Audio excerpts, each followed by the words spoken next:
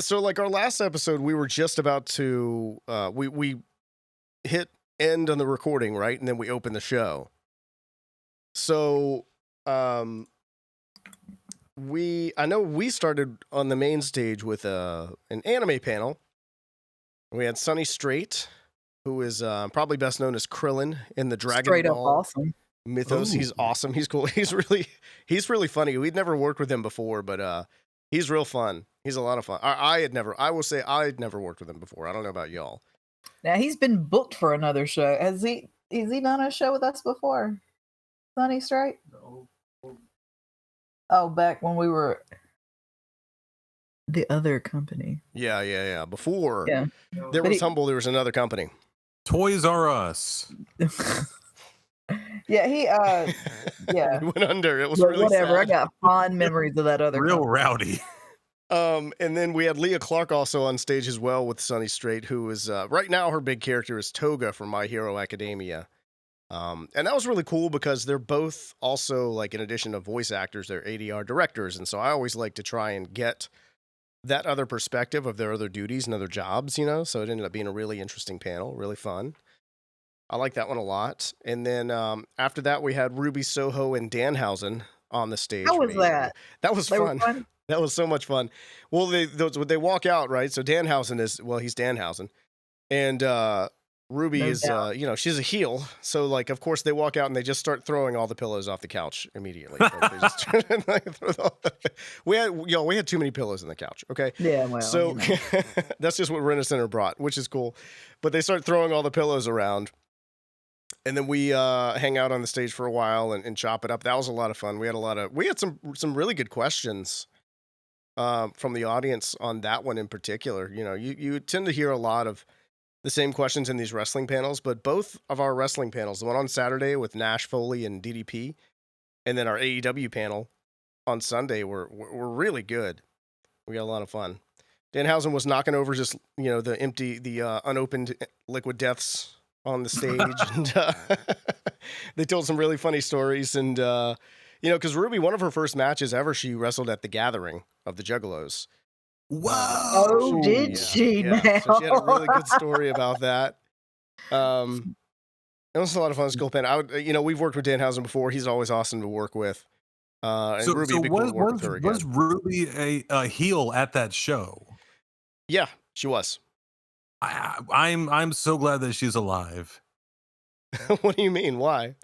I have a feeling that if you turn on the Juggalo fam, they're just you're talking about the Juggalos. Nah, the Juggalos love you more if you're a heel. You kidding me? Oh, really? Yeah. Okay, that's good. Yeah, no, I don't know about that in particular. I'm not sure. This is the second time today I've heard Juggalo. Yeah, you could hear Juggalos any number of times, yeah, I mean, like, on any given day. I hear it a lot in my life and in my line of work. Whoop whoop. And in my scene. Yep. But I've heard it twice today. I heard someone, I think it was probably Brandon Cox. It was me. refer to so we're doing this show in Neshoba County at the Neshoba County Coliseum here in Philadelphia, historic Philadelphia, Mississippi. Yeah. We're doing a wrestling show called Kayfabe Festival or Kevin Federline Festival. Yeah. And so I was sending Brandon some sponsorship information, just to get him to look over it and make sure it looked all right. And he was like, yeah, so if you reach out to XYZ, you need to make sure they know it's not this Juggalo grudge match. JCW, Juggalo Championship Wrestling, yeah. You need to make sure that they know that it is not the same. Because we've got some local guy, some young guys putting on a grudge match. Okay. Here in town at the same place. No shade being thrown, but I just wanted to ensure that. No, not making fun. Yeah. We've, I guess we can't officially say anything just yet, because nothing's final yet. Unless it is, that would be a new development for me, but y'all have been talking to a promotion, that's going to put on some wrestling for us at Kayfabe Fest. Oh yeah, hey, we got that contract in yet? No, we do not. Still waiting on the contract. So everything's hush hush. I'll check on that. If you want me to, I'll check on that for you. But they're in Japan. Oh, okay. I didn't realize they went overseas. International. Somebody is. They're I don't think it's a whole promotion, huh? Whatever. They're worldwide. But so someone's going to be coming in and putting on some wrestling for us, wrestling card. But they've got a pretty high quality YouTube channel, especially in the we're not sense of a wrestling show. So it'll be easy to provide a reference as to what it actually is. It's going to be going on. Yeah, we're not skimping on those guys. They are legit. They were our first round pick. Yep. And they seem to be very excited about coming to our fair city. Good. Awesome. Yeah.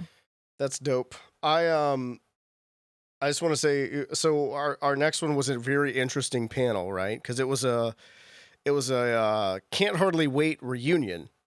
But one of them stopped acting basically in the 90s, and the other one kept acting when it ended up being in Twilight. So we had Peter Facinelli and Charlie Korsmo up there. So they were both in What's that? They're just so freaking they cute, were both awesome. Oh my gosh. Really they were amazing. They were so nice. He's been in Twilight. He's got a new movie coming out, or by the time this drops, it'll have been out for at least a few days. Even if you're watching the early release over on Patreon. But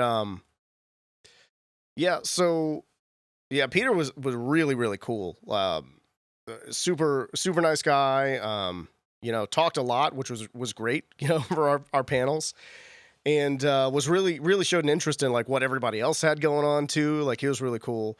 And then Charlie, this was his first convention ever because he's a law professor now. He doesn't. Oh wow!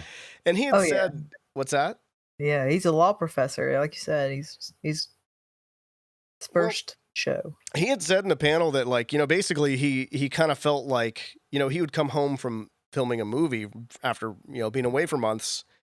And like all of his friends and all of his cousins would have all these stories about what they were doing and what they'd been up to. And he'd just been working, and he kind of was like, you feel like you're losing your childhood at some point in time. And so he was like, either I'm in this all the way or I'm not in it at all. And he decided to step away, and that was it, But I mean, man, he was in Hook, working with like Dustin Hoffman and Robin Williams. And then he was in What About Bob as well, with Bill Murray. So like, I mean, just like working with just super like mega stars in movies. Dick Tracy. He was in Dick Tracy.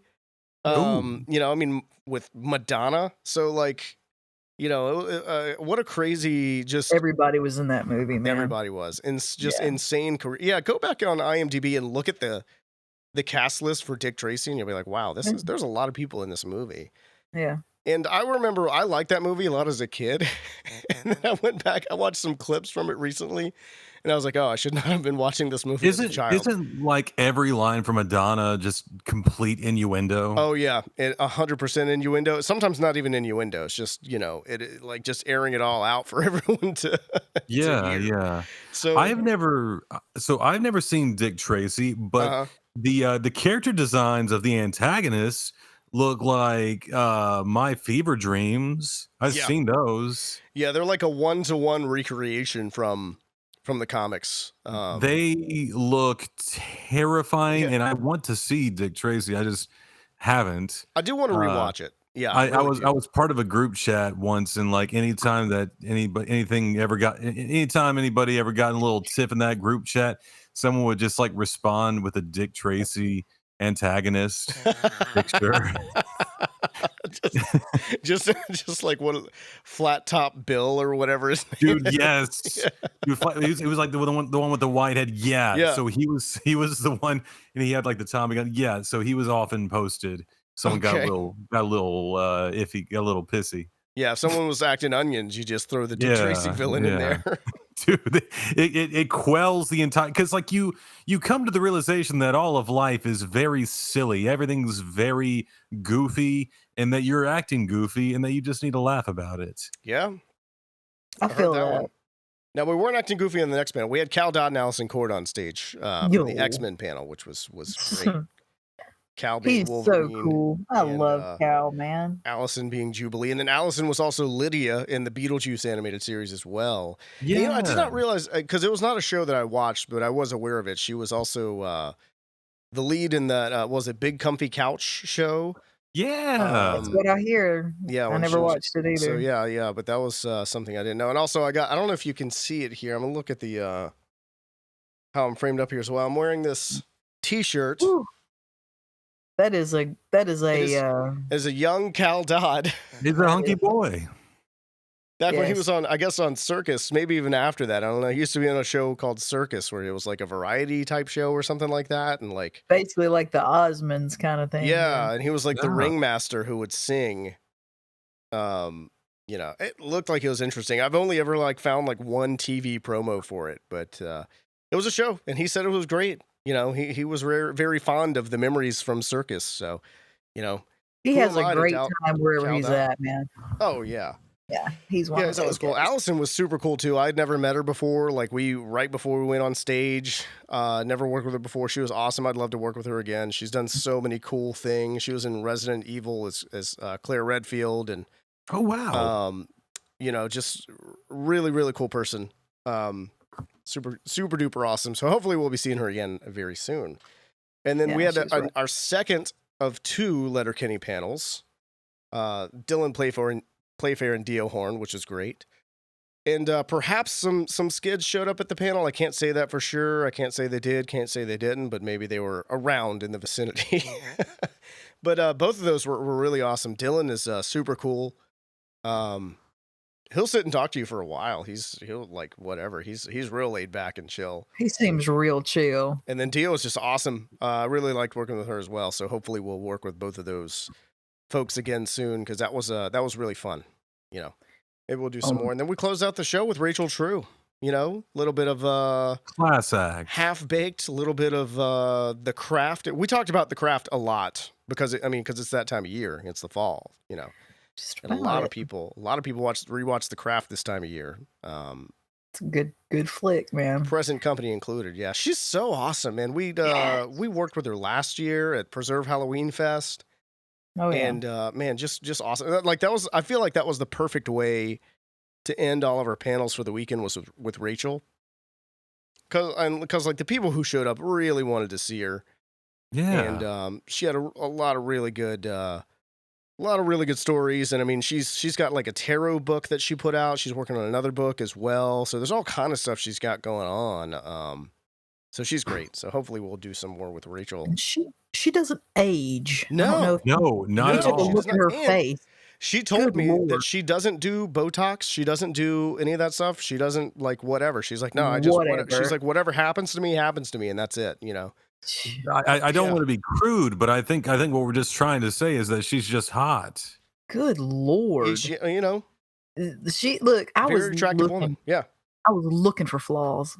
Yeah. I was looking for flaws. I was like, you couldn't find any. I was like, smile, let me see them crow's feet. No. It's just like, man,